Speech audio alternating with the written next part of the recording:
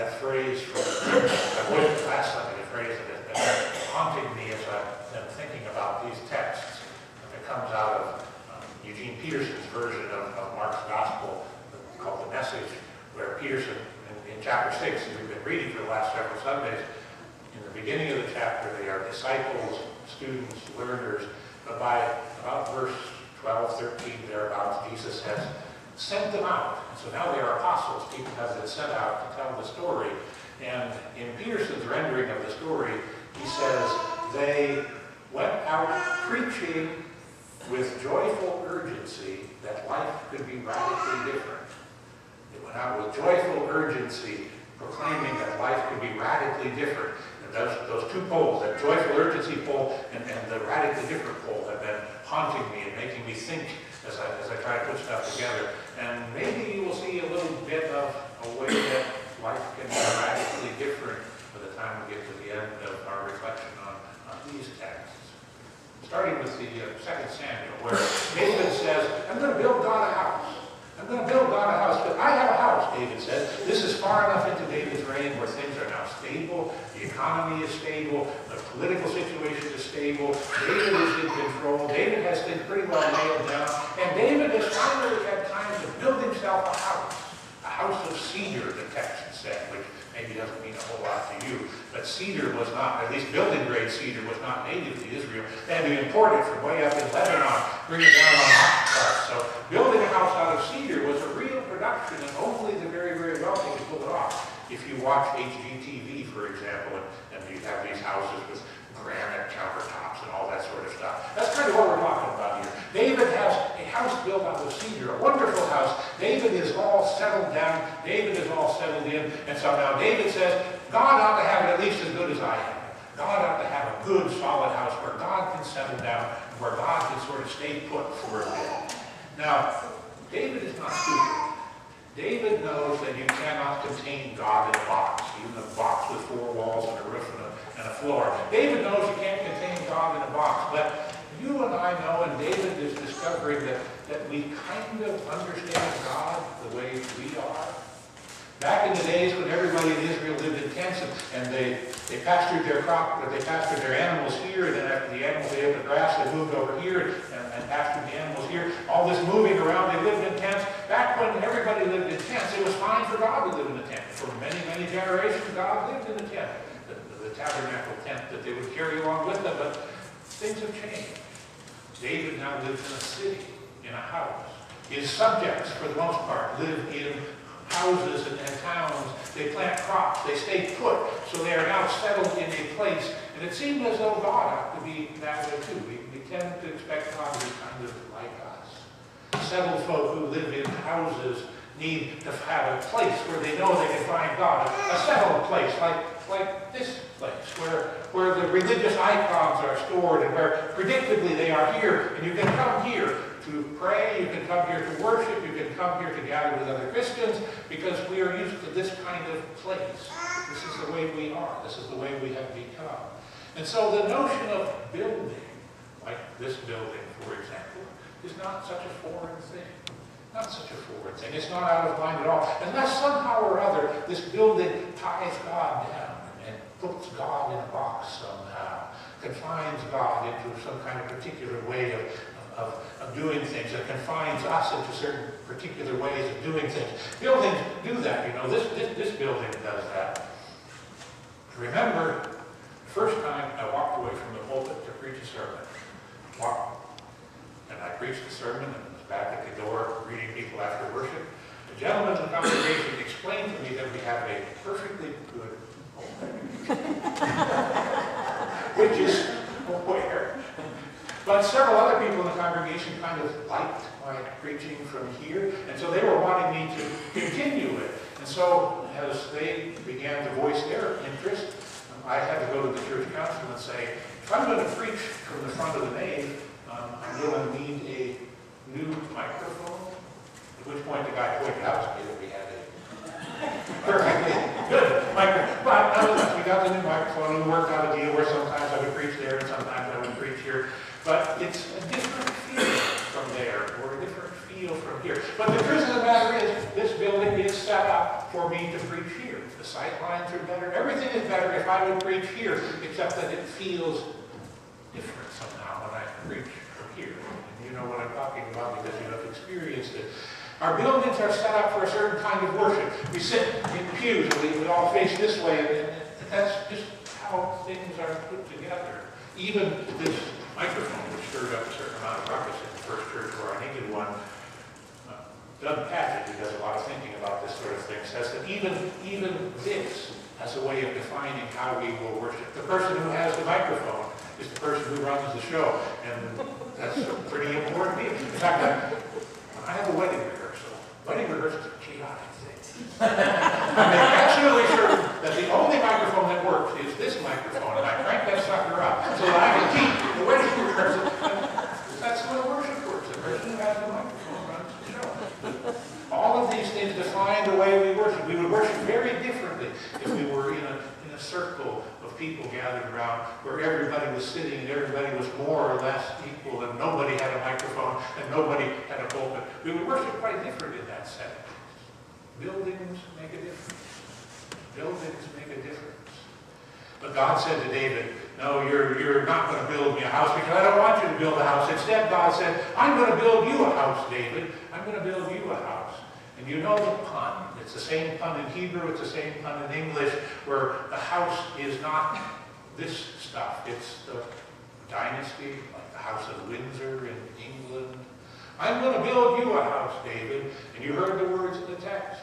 From your own offspring, from your own body, I will make for you a throne that goes on and on and on and on. But I have to punish that king who sits on that throne. I will do it the way I have to do it, but I will not take my steadfast love away from him the way I took it away from Saul. The kingdom that I am establishing for you, the dynasty that I'm establishing for you, your house, your kingdom, your throne. Did I hear the word forever in that reading? I think so. Forever. Now, literally, it didn't work out that way. Literally, it didn't. Solomon sat on the throne, and there were Davidic kings for a while, but of course, by the time they got to Babylon, the whole dynasty broke down. And by the time you get to Jesus, where the Romans are imposing everything, the Romans said Pilate will rule or Herod will rule. They paid no attention to things like Davidic stuff. It didn't matter to them. But that promise lived on. That promise lived on, and it took root in other kinds of ways, in messianic ways, so that Christians, for example, it's extremely important for the Christian tradition that Jesus came from the line of David. All that long argument in the Gospels about David being the ancestor to Jesus is critical for this very reason, this promise. And the Jewish people who don't embrace Jesus as Messiah are still people who are anticipating and yearning and praying and hoping for the time when a messianic king from the line of David will come to rule and set things right. So everybody in that tradition, in the Christian tradition and the Jewish tradition, is still remembering and reacting to and embracing this promise that God made to David. For you and me, we embrace it especially in the person of Jesus. We heard from Ephesians that Jesus said, I too am going to build a house. Maybe it's more of a household, but I'm going to build a house too. I'm going to build a household out of strangers and aliens, a house full out of outsiders and insiders. I'm going to build a house out of friends and out of enemies. I'm going to build a house. We can already see that as a recipe for failure. You and I would understand that if we could build a house out of people like us, it would work out pretty well. But when Jesus tries to mix up all those people and us and all this crazy mixture that starts to take shape, well, it doesn't work out very well. St. Paul understands, and the people in Ephesus understand. Ephesus was a congregation of people mixed up, of them and us, put together in some awkward ways. And some of those them were way out there, a long ways away from us. You didn't pick it up in the text because it doesn't translate so well into English. But the word in the text that I need to bring to your mind, the Greek word, is the word autheos. Autheos. You hear in autheos our word atheist. Autheos. It was said of the Gentiles that they were autheos, without God, which means something quite different from the way it sounds to us. We don't see atheism as terribly big deal. You believe what you believe, and you believe what you believe, and I believe what I believe. And as long as we don't kill each other, it's probably okay, and then that's just sort of how it is. Now, that isn't quite as easy right now as it used to be. We have some real concern about people who are fundamentalists in a variety of ways. The fundamentalist Muslim, for example, who becomes a terrorist, or the fundamentalist Christian who thinks it's a good idea to terrorize military families as they bury their dead. We aren't quite so free about some of those things as we used to be in the old days, because we have seen that some of those kinds of thinking really can be dangerous. But in the world of the Bible, atheos was an emotionally loaded word, a nasty word. It was a word full of antagonism. It was a word full of hate. It was a word that meant that you were somehow uncivilized. It was a word that meant you were anarchist. You were an enemy of the state. You were an enemy of the church. You were an enemy of civilization. And you needed to be pushed out. You needed to be put way over there somewhere with some kind of a wall or a fence or something to separate you and keep you over there away from us. It worked out in a variety of interesting ways.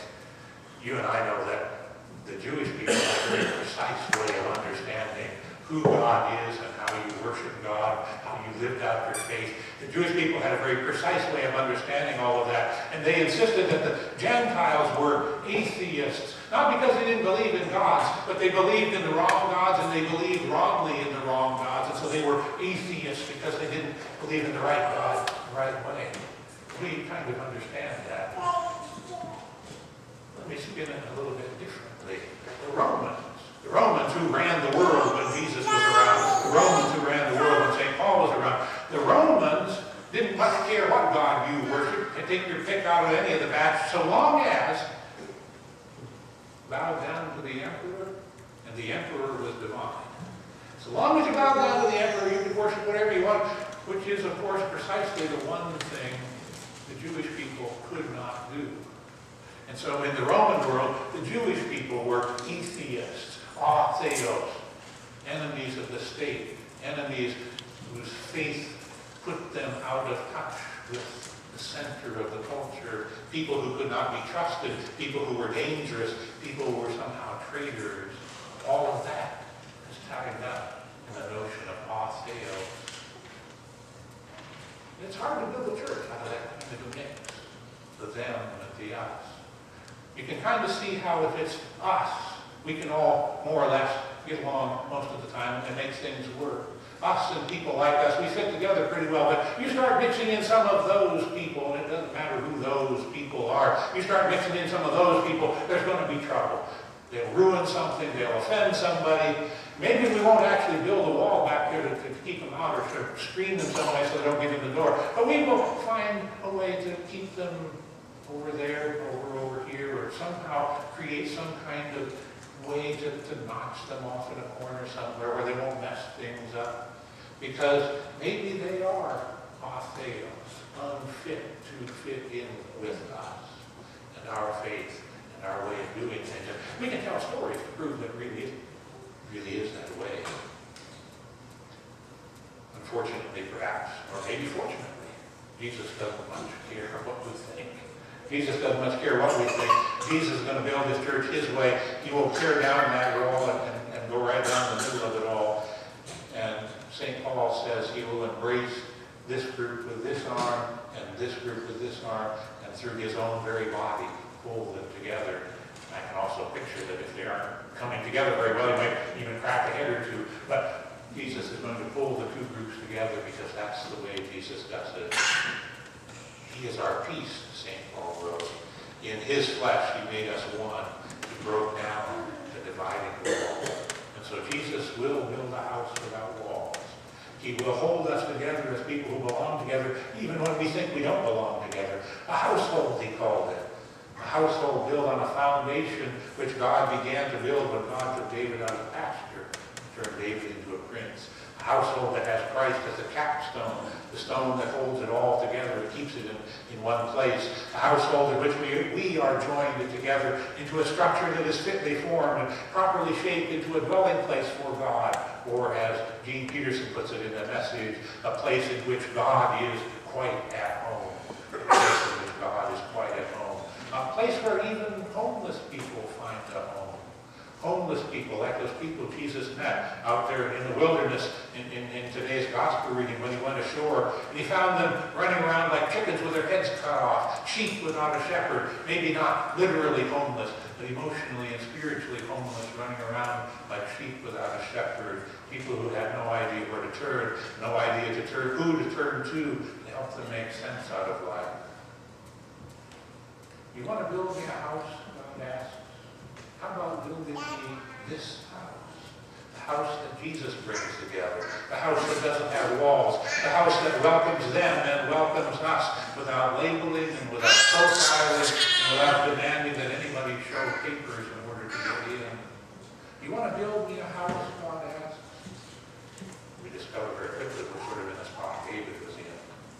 We can't build the house God wants. We can't build the house St. Paul described. All of those verbs in that passage in Ephesians are passive verbs. It was done to us. Somebody else did the doing. It's a text in which Jesus does the heavy lifting. It's a text in which Jesus does the bricklaying. It's a text in which Jesus puts it all together. You want to build me a house? God asks.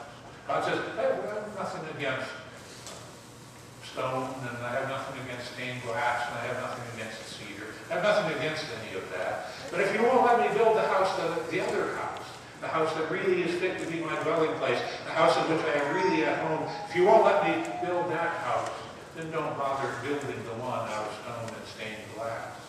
If you won't let me build the other house in your life, and in your heart, in your community, in your congregation, if you won't let me build the other house, then don't bother building